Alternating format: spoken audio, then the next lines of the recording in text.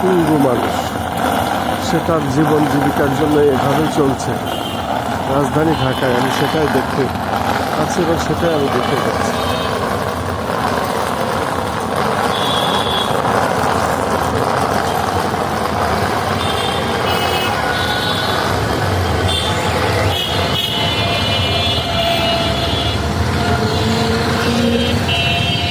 এ হলো একজন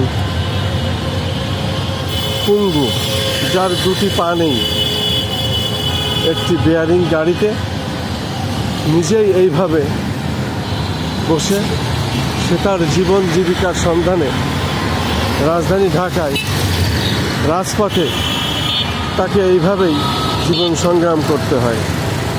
আমি সেটাই ধারণ করলাম, দেখানোর চেষ্টা করলাম। এটাই ছিল আজকে রাজধানী ঢাকায় প্রতিবন্ধীদের একটি দৃশ্য ধারণ করা, এবং সেটাই আমি দেখিয়ে গেলাম।